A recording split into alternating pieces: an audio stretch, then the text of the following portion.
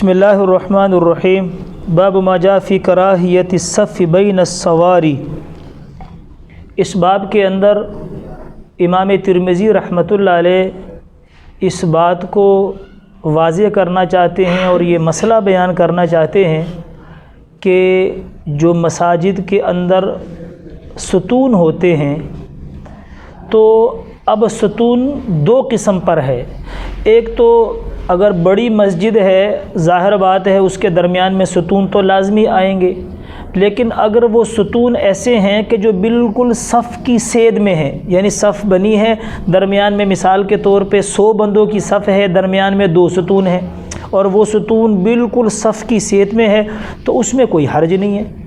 وہ ظاہر بات ہے یوں محسوس ہوگا صف کے اندر کہ یہ 2 ستون بھی 2 بندے کھڑے ہیں، تو اس میں تو کوئی حرج نہیں ہے۔ لیکن اگر ایک ستون بالکل سائڈ پہ ہے، جیسے ہماری مسجد میں اوپر ایک ستون ہے اور اس کے بالکل ایک سائڈ پہ ایک بندہ ہی کھڑا ہوتا ہے، لیکن وہ بھی صف کے اندر ستون ہے،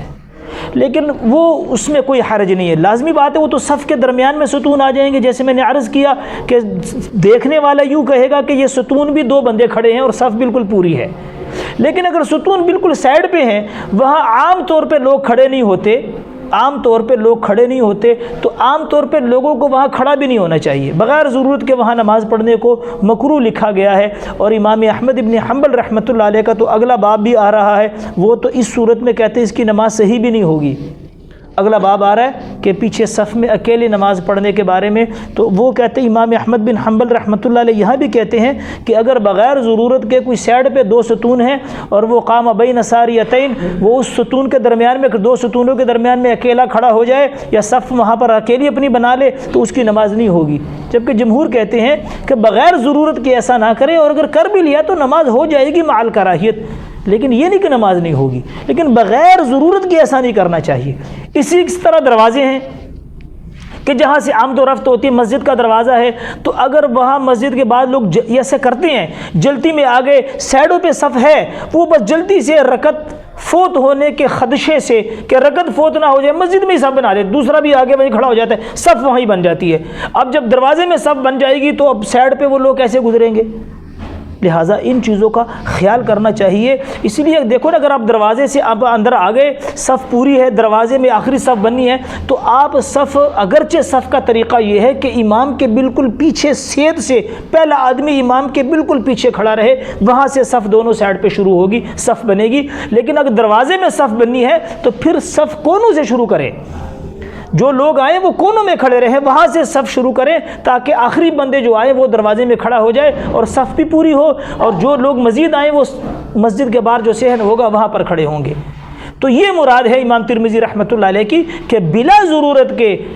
دروازوں کے اندر صف نہ بنائی جائے، اور بلا ضرورت کے اگر کوئی سائڈ پہ ستون ہے تو اس میں صف نہ بنائی جائے۔ اس کو جو ہے نا علماء نے ناپسندیدہ لکھا ہے۔ لیکن جیسے میں نے عرض کیا کہ اگر ستون، جیسے ہمارے یہاں مساجد بڑی بڑی ہیں اور اس میں لازمی طور پہ درمیان میں ستون ہوتے ہیں، تو اگر وہ ستون بالکل صف کی سید میں ہیں، یعنی جیسے کہ اگر صف بنی جائے، دیکھنے والے یوں کہے کہ یہ ستون بھی بندہ کھڑا ہے، یعنی بندوں کے بالکل لیول میں ہے، تو اس میں کوئی حرج نہیں ہے، معافی مشکلہ، کوئی حرج نہیں ہے اس میں۔ اسی طرح اب دروازہ صف بنتے بنتے بن گئی اور دروازے میں آگے لوگ کھڑے صف کو مکمل کر دیا، اس میں بھی کوئی حرج نہیں ہے۔ لیکن مراد یہ ہے کہ دروازے میں ابتدا نہ کی جائے صف کی، کیونکہ سائڈوں پہ جو جگہ ہوگی وہ خالی رہے گی، وہاں صف میں کوئی جائے گا نہیں، دروازے میں تو یہ لوگ کھڑے ہو گئے، ان کے اوپر سے تو کوئی گزر نہیں سکتا۔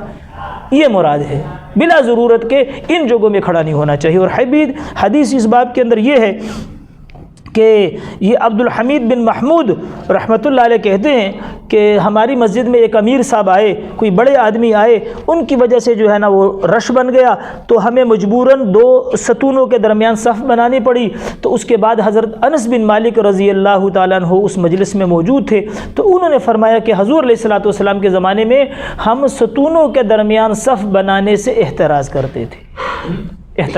تھے، تو اب بھی احتراز کرنا چاہیے۔ اگر صف بالکل سائڈ پہ ہے اور کوئی ضرورت نہیں ہے وہاں صف بنانے کی، تو رکعت جانے، یہ کام عمومی طور پہ کب ہوتے ہیں کہ امام صاحب رکوع میں ہیں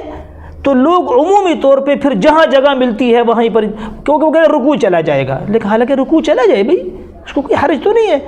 حکم یہ ہے کہ آپ کراہیت کا ارتکاب تو نہ کرو نا، کہ رکعت پانے کے لیے کراہیت کا ارتکاب کر لو کہ کراہیت بھی ساتھ میں آ جائے، تو آپ پہلے سے کوئی بات نہیں، رکعت چلی جائے، دروازے میں صف نہیں بنانی چاہیے، بلا ضرورت کوئی سائڈ پہ جگہ آپ کو مل گئی وہاں نہیں بنا۔ ہاں اگر صف بنتے بنتے بنتے وہ وہاں پر ستونوں کے پاس صف چلی گئی، یا صف بنتے بنتے جو ہے نا دروازے میں چلی گئی، تو پھر وہاں پر آدمی صف بنا لے، اس میں کوئی حرج نہیں ہے۔